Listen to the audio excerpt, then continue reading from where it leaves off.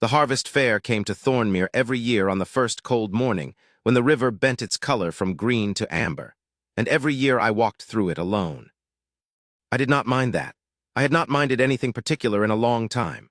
Minding things, hoping, reaching toward, caring about the shape the future took, required a certain belief that the future would be kind, and I had stopped holding that belief the night the border raid took 11 lives and left a 7-year-old girl sitting in the ash of her parents' hall with her small hands pressed flat against the floor, waiting for someone to come.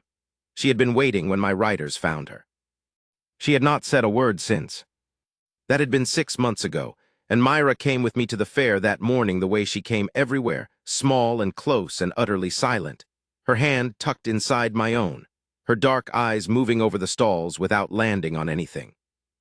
The fair spread along the southern bank of the Thorn in a long, fragrant sprawl, dried herb sellers and honey traders, weavers with bolts of heavy wool in harvest gold and brick red, a blacksmith doing brisk work at a traveling forge, children running between the legs of adults who weren't paying attention. Myra walked beside me without pulling toward any of it. She was good at that, at not pulling. She had learned in 6 months not to want things too openly. I bought her a honey cake from a stall near the river. She took it from me with both hands and held it rather than eating it, the way she held most things I gave her, as though she did not quite believe it would stay. It was while she was standing like that, honey cake cupped between her palms, that she stopped walking. I noticed it the way I noticed everything about Myra, immediately, the change registering before I consciously tracked it. I stopped and looked down at her, and then followed her gaze across the fair to a small table set up in the partial shelter of an ash tree whose leaves were just beginning to turn.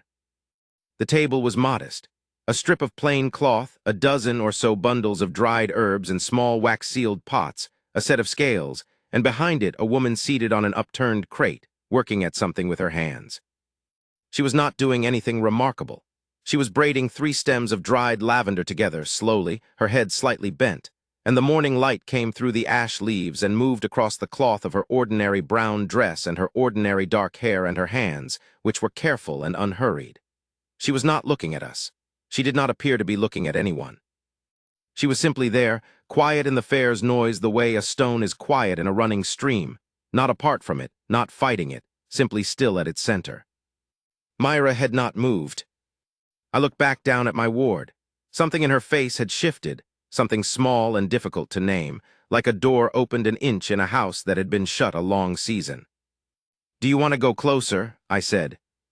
Myra did not answer. She never answered, but she took a step toward the table, and then another, and I let myself be drawn along beside her because Myra had showed interest in precisely nothing since the raid, and I would have followed her toward the edge of the world if she'd wanted to go there. The woman at the table looked up when we were still a few steps away. Her eyes were a particular shade of brown, warm and a little tired, and they went first to Myra and then briefly to me and then back to Myra. "Good morning," she said. She said it to the child, not to the Alpha King standing beside her, fur-cloaked and ringed with the quiet attention of half the fair, to Myra. I noted that. Myra did not answer, she never answered. But she moved closer to the table, still holding her honey cake, and looked at the herb bundles with an attention she had not given anything in months. The woman watched her for a moment and then, without any particular ceremony, set her half-braided lavender down on the cloth and said, "That one is lavender, for sleeping well." She touched the next bundle, a pale green thing tied with a twist of wool. "That's lemon balm. My grandmother said it was for when the world felt too loud." She was not pressing.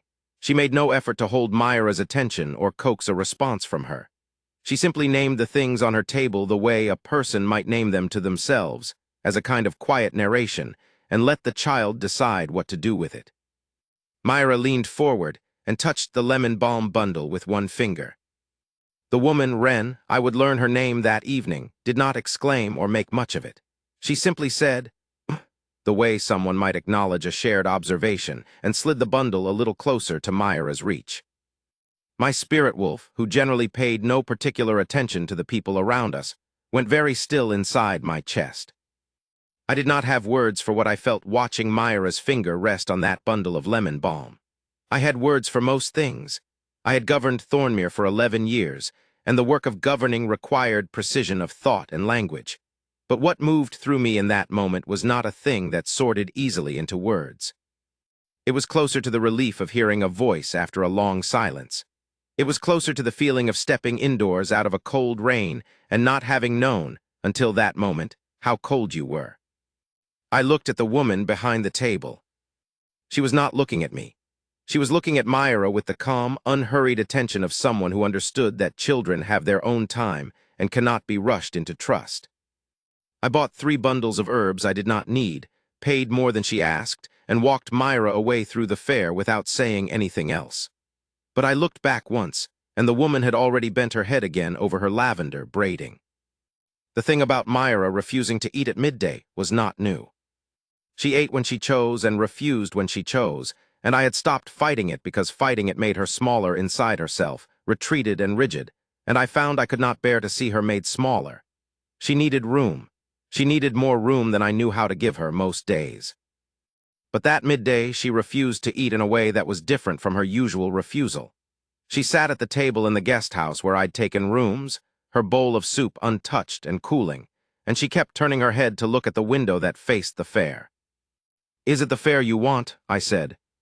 She looked at me. "We can go back," I said.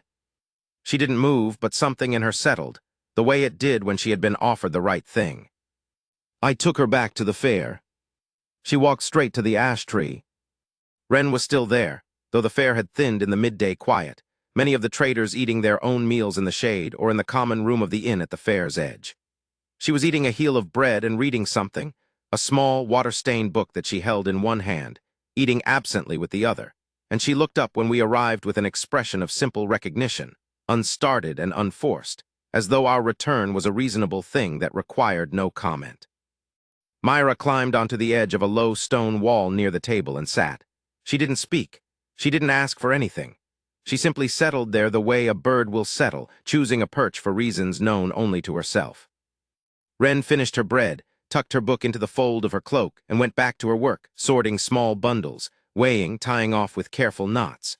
She talked a little as she worked, not directing it at Myra particularly, not directing it at me, just narrating quietly. What each herb was good for, where she'd gathered this one, how her grandmother had taught her to dry lemon balm in the shade rather than the sun so the oils didn't burn off. Her voice was unhurried and low, and carried a faint accent I didn't recognize, not a Thornmere accent, something from farther east. Myra ate her own lunch, which I had brought in a cloth from the guest house. She ate all of it. I sat on the wall beside my ward and said nothing, and watched the woman at the herb table. And my spirit wolf lay very quietly inside me with the focused stillness of an animal that has located something it has been looking for without knowing it was looking. That evening, I asked one of the fair wardens about her. Wren Ashby, he said, traveled the pack roads selling remedies and small healing knowledge. Came through Thornmere most harvest seasons, good reputation, paid her stall fee without trouble. Human. Alone, no pack, no people, no particular destination. He thought she came from somewhere east of the Caldress border, one of the human settlements that ran along the pack road, but he wasn't certain. She didn't talk much about herself. He said, with a slight shrug that suggested he'd tried asking once and gotten nowhere in particular. I thought about the way she'd moved through the fair all day, quiet, unbothered, present. Not lonely in the way loneliness usually showed, with an edge of wanting or performance, but simply solitary. As though being alone were the condition she'd grown accustomed to and she'd made her peace with it, even if the peace had cost her something. I thought about Myra eating her whole lunch. The next morning, before the fair opened, I walked to the ash tree. She was there already, setting out her table, and she looked up without particular surprise. "Your ward slept well last night," she said. I had not told her Myra was my ward. I said so. "She has the look of a child who isn't sleeping well," she said simply, going back to arranging her bundles. "The circles under her eyes, and the way she sits like she's waiting for something to go wrong." I was quiet for a moment. That was exactly right, and hearing it said plainly, without fuss, by someone who had known the child for precisely one afternoon, it did something complicated to the back of my throat. "She lost her parents 6 months ago," I said. Wren didn't make a soft sound or tilt her head sympathetically. She simply nodded, the way you nod when you're told something that confirms what you already suspected. And she hasn't spoken since. Not a word. She looked at me directly then. Her eyes were steady and not particularly careful. She wasn't managing the way people usually managed when they spoke to me, calculating what I wanted to hear or how much deference to offer. She was just looking. "I lost people too," she said, "in the raid last autumn. The border raid. 11 lives.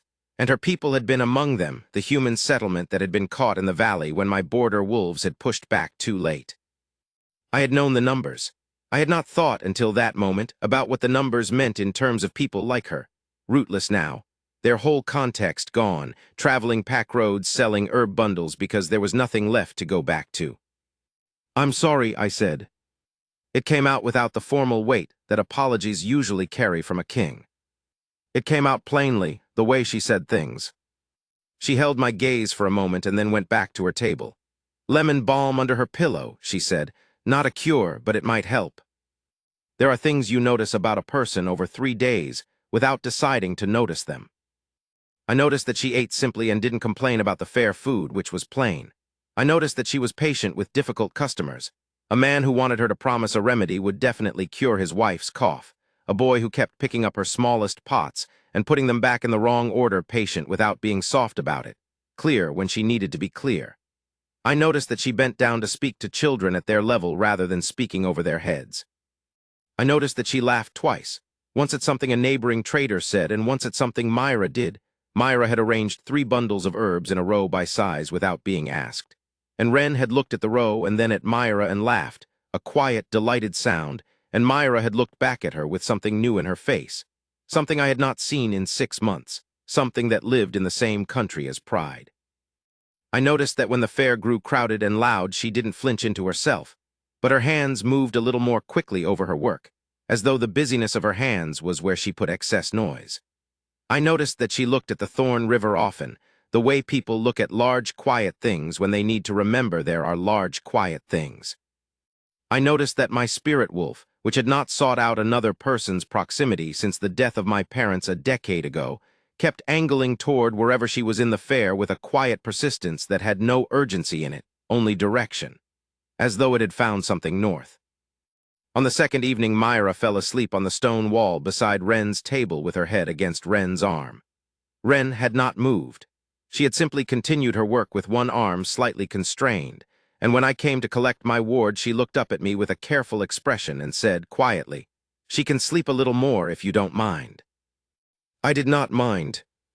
I sat on the wall on Myra's other side, and the 3 of us stayed there in the amber fair evening, the child sleeping between us, the river catching the last of the light, the smell of lavender and wood smoke and cooling day. And Wren told me about the settlement east of the Caldress border where she'd grown up, not with grief exactly, but with the matter-of-fact steadiness of someone who has had time to carry a thing and has learned the shape of it. Her grandmother had taught her herbs. Her father had been a carpenter. There had been a dog. There had been a large cooking fire that the whole settlement gathered around in winter because the common house was warm and the winters were long. "Where do you go now?" I said. She looked at the river, farther south, I think. "The winters are less hard." "You have people there?" "No," she said, "but I don't need people. I need work, and the South has packed settlements that need simple remedies." She said it evenly, without self-pity, the way she said most things. But I heard what was inside it, the careful grammar of a person who has learned to need less than they once did, because wanting too much of the things that can be taken away is a particular kind of pain. My spirit wolf lay still inside me and made no sound, but the warmth of it was different from anything I had felt in years, a warmth that was not about wanting, not about possession or power or the cold pull of duty. It was simply the warmth of being near something true. On the 3rd morning, I woke earlier than usual.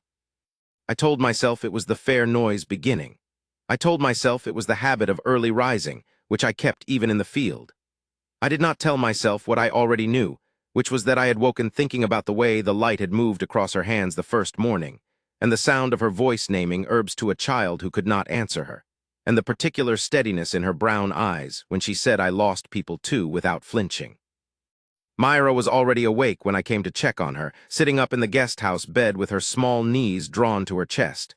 She looked at me, then she looked at the window. "I know," I said. "We went to the fair." But when we came around the corner of the inn and into the fair's southern stretch, the ash tree was there, and the table was there, but it was not laid out. The cloth was folded over one arm and the bundles were packed into a traveling case, and Wren was kneeling beside it, buckling the clasps, her cloak already closed against the morning chill. She was leaving. The fair ran 4 days, but she was leaving on the 3rd. I stopped walking without deciding to stop. Myra stopped beside me, her hand tightening in mine. I do not know how long we stood there. It might have been a few seconds. It felt like the moment before a sound, the held breath of a thing about to break the silence. Then Myra let go of my hand. I looked down at her. She was not looking at me. She was looking at Wren with an expression I had never seen on her face before, an expression that was not the careful blankness, or the watchful waiting, or the small constrained hope she usually wore. It was something stark and simple and urgent, the way a child's face goes before they say something they have to say. She walked forward.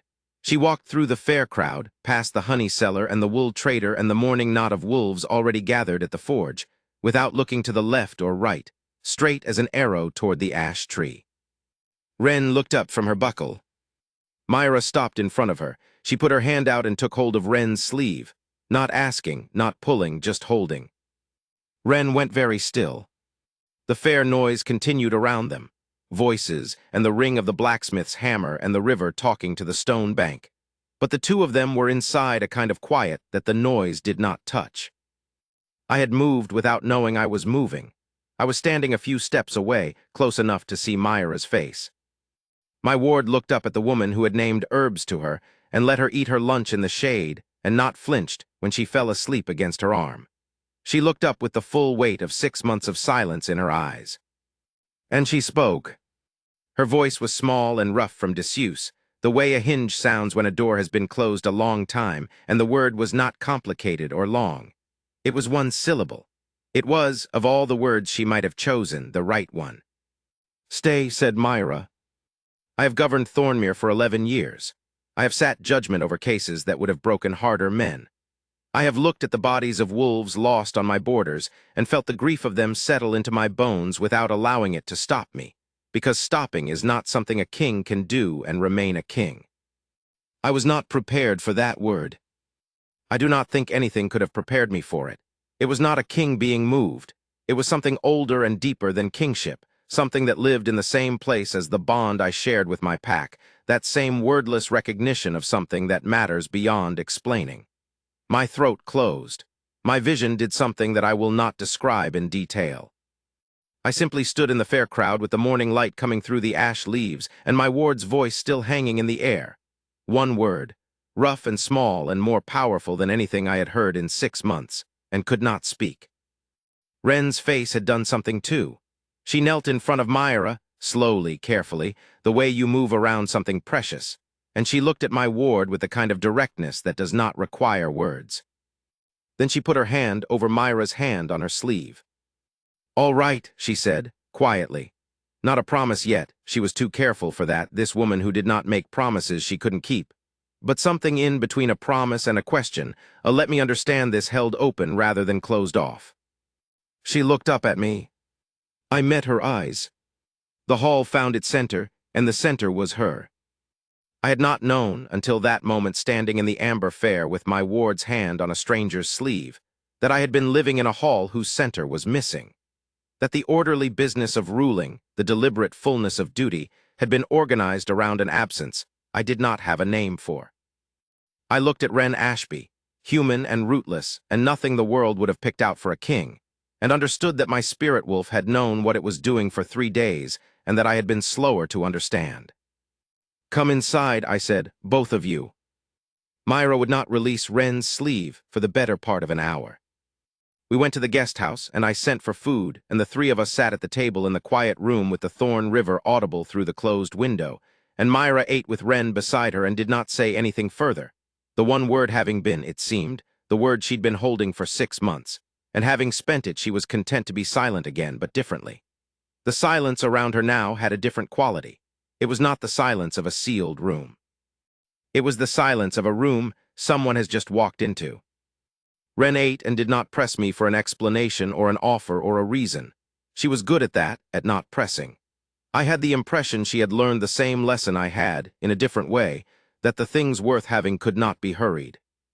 After a time I said, "You could stay through the winter." She looked at me over her cup. "Thornmere needs someone who understands remedies," I said. "The pack healer retired last spring and I haven't found a replacement. It's not a complicated position." I paused. "It's paid work. You would have rooms." She was quiet for a moment. I watched her turn it over, practical, careful, not jumping. "I'm human," she said. "I know. Your pack would have an opinion. My pack would have an opinion about anything I do. That's what packs do." I kept my voice level, though something in me was less level than I was pretending. "The question is what you think." She looked at Myra, who had fallen asleep in her chair with her head against the table, the way a child does when tension finally stops holding them upright.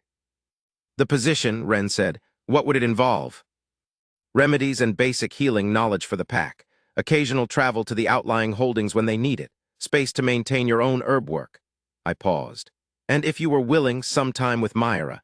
She's with my sister during the days when I'm in council, but my sister is not. She is a good woman, but she is loud. She means well, and she is loud, and Myra prefers quiet." Something shifted in Wren's face. Not a smile exactly, but the shape a face makes before a smile, the softening around the eyes. "Your sister is loud," she repeated. "Significantly." The not-quite smile became a quiet, actual one.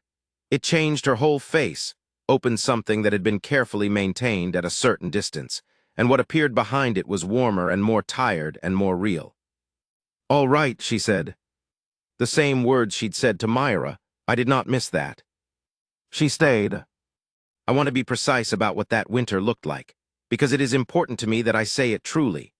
Not the version that smooths the difficult parts into a clean story, but the version that actually happened, which had its slow parts and its uncertain parts and its days when I came home to the hall and found her and Myra at the long table doing something quiet together, and had to stop in the doorway because the simple fact of it was more than I had room for. She set up her herb work in a room off the east corridor that caught the morning light. She was methodical about it, organized, careful with her materials, thorough in her knowledge, practical in the way she dealt with pack members who came to her with injuries or ailments. She did not fuss or dramatize. She assessed and she recommended and she followed up with a directness that the pack, after an initial wariness about a human healer, came to trust. She was honest when she didn't know something, which was a quality my wolves respected far more than false certainty. She spent afternoons with Myra when the child was not with my sister Aldera. They had a quiet companionship that I could not entirely account for. They did not need much language between them, which suited Myra, who was speaking now but carefully, as though words were things to be spent with intention. Wren answered what Myra asked, narrated what she was doing, and otherwise worked in comfortable quiet. Myra began to bring her things: a stone from the river, a feather, once a very small toad who spent a panicked afternoon in the herb room before being returned to the garden, and Wren received these offerings with the gravity they deserved. She had dinner with me most evenings when my council work permitted. We talked about Thornmere's history, which she asked about with a genuine curiosity that was pleasant after years of council members who brought their own agendas to every conversation. About her grandmother's recipes, which had been lost in the raid, and which she was slowly reconstructing from memory. About the pack roads and what she had seen on them, the strange variety of the world, the oddness of being human among wolves, and how one learned to read the different silences. She was not trying to be interesting. She was simply interested in things, which is a quality that makes a person easy to be near. My spirit wolf had stopped moving around restlessly when she was in the hall. It had adopted a stillness that I recognized, after some thought, as the stillness of having arrived. I was not a young man or an impetuous one. I did not do anything quickly that winter. But I was aware, with the steady awareness of a man who governs by paying attention of what was happening. The hall's center, which had been missing, was found. And I was aware that this was not only about Myra, that Myra had seen something true before I did, which was the way of children, but that what she had seen was also mine to see, and I had eventually seen it. In the deep of winter, when the thorn froze to the mid-channel and the harvest fields were under a foot of snow, there was a week when Myra was ill with a common fever that moved through half the pack children. It was not dangerous.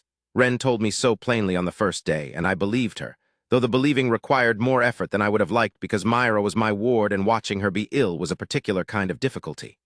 She had lemon balm tea, which Wren made from her own stores, and light broth and warm blankets, and Wren sat with her through 2 of the longer nights. Not because it was medically necessary, she told me, but because sick children sleep better when someone is nearby. On the second of those nights, I came to the doorway of Myra's room and found Wren sitting in the chair beside the bed with a lamp on the small table and the child sleeping, and a partially braided cord of lavender stems in her hands, working slowly at it. The room was warm and smelled of herbs and old wool, and the small sound of a sleeping child's breathing filled it. She looked up when she heard me in the doorway. I came in and sat down on the other side of the bed. I did not say anything. Wren went back to her braiding. The lamp moved a little in the draft from the corridor, and the shadows shifted, and the child slept on. After a time she said, quietly, "She's going to be all right." "I know," I said. "I mean, I know you know. You've been standing in doorways checking on her for 2 days." There was a gentleness in it, not mockery. "I'm not good at waiting," I said. "No," she agreed. "I think you're a man who prefers to act. Waiting requires trusting that things will be managed without you." I looked at her across the sleeping child. "Things have been managed without me," I said, "fairly well." She held my gaze for a moment, and then looked back at her braiding. "She said 4 words today," she said, "while you were in council." Myra had said 4 words. In 6 months she had gone from silence to a single word to 4. I thought about the border raid and the months of silence and the small hand taking hold of a sleeve in the fair crowd, and felt something move through me that I had no clean name for. "What did she say?" I asked. Wren finished a knot in her cord and tilted her head, remembering.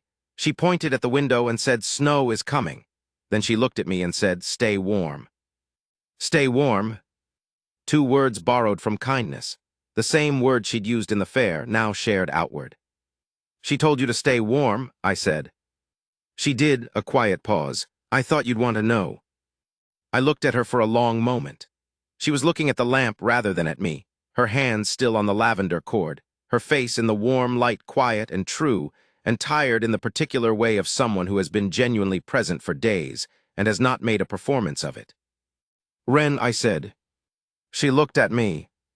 There is a way of saying someone's name that is also a question and an answer and a thing that cannot be unsaid once said. I was aware of that. I said it anyway. "I'd like you to remain in Thornmere, not only through the winter." She was quiet for a moment, her hands were still. "Past the spring," she said. "Past the spring. Past, I would like you to stay." I held her gaze, and I kept my voice level because I was the alpha king of Thornmere and I had some command of myself, but I was aware that the levelness was costing me something. Not because of the position, not because of Myra, though Myra needs you and I think you know it, but because I stopped. I have never been a man who struggled for words. I struggled for these ones. The hall was missing something. I did not know what until you were in it. The lamp moved again. Outside the window, the snow that Myra had predicted was beginning. A soft fall, barely visible in the dark, the first flakes settling on the frozen thorn.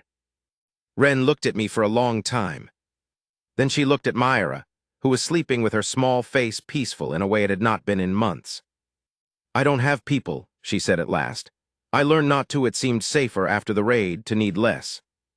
"I know. Staying means it means needing again." "Yes," I said, "it does." She was quiet another moment. I did not fill the quiet. I had learned from her that some silences were not meant to be filled. "I'm not well suited to the life of a king's hall," she said.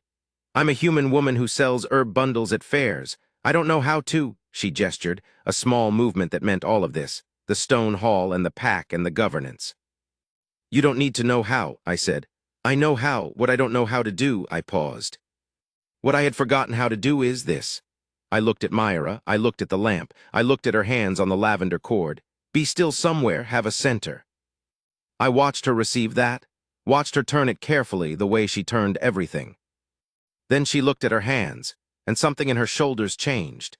Not exactly a release, more like the moment a door opens after a long time and the air of the room and the air of the corridor become the same air. "I braided this for Myra," she said, holding up the lavender cord. "For her pillow, she said it helps." She said that. Yesterday, 5 words, it helps me sleep better. I looked at my ward. 5 words, 6 months after silence. "Stay," I said, "not the king now. not even the man who governed. Just what I was at the root of it without the titles. I'm asking you to stay. Ren looked at me for a long moment in the lamplight across the sleeping child, who had found her voice, because a woman at an herb table had not made her feel like she needed to earn her presence. Yes, she said. She did not become my Luna in a ceremony. There was no gathering of the pack in the square, no great pronouncement. That is not how things go when two people who have both learned to want carefully arrive at wanting the same thing. What happened was quieter and more like itself. She became part of the hall, which she already was, had been since the first harvest morning, in a way that was simply acknowledged rather than declared. My wolves were not blind. They had watched through the winter. They saw the child who spoke now, haltingly but with growing confidence, who had moved from one word to dozens by the time the thorn broke its ice in the spring thaw. They saw the way the hall ran when Ren was in it, not more efficiently, exactly, but more truly, the way a place runs when it knows its own shape. They saw what my spirit wolf did, which was simply be present in a way it had not been in a decade, and wolves who share a bond with their king know what that means. My sister Aldara, who was loud, took one look at the situation in its early days and said, in the direct Aldara way that I had been managing since we were children, "Oh, thank the moon. I was starting to think you'd forgotten you were allowed to be happy." And then she had gone away and left us alone, which was the most useful thing she could have done. There were complications, as there always are. Pack wolves and a human bond was not unheard of, but it required conversation, and I had those conversations, plainly and without theater. Ren had her own adjustments, to the scale of the hall, to the sometimes bewildering politics of a pack hierarchy, to the ways in which being the king's bond was not like anything else she could have prepared for. She was honest about what was hard. She did not pretend to find it easy, and did not ask me to pretend either. That honesty was not always simple, but it was the thing I trusted most about her. She told me the truth in the same plain voice in which she had first said I lost people too, without diminishment and without drama. Myra by spring was talking. Not constantly, she remained a quiet child, and I think she always would be, but reliably warmly, in the specific way of a child who has found the words she wants to say and chooses them with care. She called Ren by her name, and then by something that wasn't quite a name and wasn't quite a title, a private word in the old pack tongue that meant, roughly, the one who stayed. I was told this by Aldara, who was present when Myra said it and had taken it upon herself to report it to me immediately. I did not tell Ren what it meant for several days. When I did tell her, she had gone very still the way she went still around things that mattered, and then she had looked at me and said, "Then I had better," and left the sentence there, unfinished, in the way that meant it was already finished. I am looking at her now as I write this down. It is winter again, a second winter, the thorn gone silver and the harvest fields buried. And we are in the study where I keep my records, because Ren has been organizing my archive of old remedy texts which I had let fall into disorder years ago, and which she is sorting with the same methodical care she brings to everything. Myra is asleep in the next room. My spirit wolf is doing what it has been doing since that amber fair morning in the first autumn, lying at the center of my chest with the warmth of something that has found what it was looking for. Ren reaches for another document and turns it over, squinting at the old script in the lamplight. She makes a small sound that means she's found something interesting. She does not look up or narrate what it is. She is too absorbed for that. A piece of her hair has fallen forward, and she pushes it back without thinking, her eyes still on the page. This is what I did not know before her, that the cure for the particular loneliness of a king, which is different from other loneliness, being surrounded by people whose every word is calibrated and whose every silence is strategic, is not a ceremony. It is not a declaration or a title given in a hall. It is a woman at an herb table who speaks to a child the way the child needs to be spoken to, and who names what she sees without managing it, and who says I lost people too without looking away. It is a child who held her tongue for 6 months until she found the word that mattered. It is a spirit wolf that lay down in the fair crowd and simply waited. Myra is 8 years old now and has opinions about everything, which she expresses at table with a seriousness that makes Aldara laugh until she has to leave the room. She made Ren a birthday gift last month, a carefully pressed collection of every herb variety in the East Corridor workroom, mounted on paper and labeled in Myra's own careful hand. Some of the labels misspelled, all of them right. Ren kept it on the wall of the herb room, where she could see it from her table. I asked her once in the early days of the second winter whether she regretted it, the staying. She had considered the question with her usual care, which meant she gave it real thought rather than the first available answer, and then she had said, "I spent a year learning not to need things." I think I was wrong about that. I think needing the right things, the ones that are genuinely yours, it's not danger. It's just home. I put down my pen now and she looks up, because she is attuned to the small changes of the room the way a person becomes attuned to a place they live in truly, not just occupy. "Done?" she asks. "Nearly," I say. She looks at me with the steady brown eyes that have never once managed me, and the lamp between us moves in the draft, and the hall outside our door is quiet with the deep quiet of a place that knows its own shape. I have governed Thornmere for 12 years. I have been a king and a son and a brother and a man who counted his dead and carried them forward. And sitting in this room with the lamp between us and the child sleeping next door and my spirit wolf at the center of my chest, warm and still for the first time in a decade, I think of a morning in an amber fair when a small hand let go of mine and walked through a crowd toward something true. I think of a word, rough with disuse, spoken in the sharp morning air. "Stay." She still says it, Myra, not as a plea now, but as a benediction, the easy certainty of a child who knows where she is. She says it the way you say the name of a place you belong to. Wren bends her head back over her document. I watch her in the lamplight, and the hall holds us, and the snow falls quiet on the frozen thorn.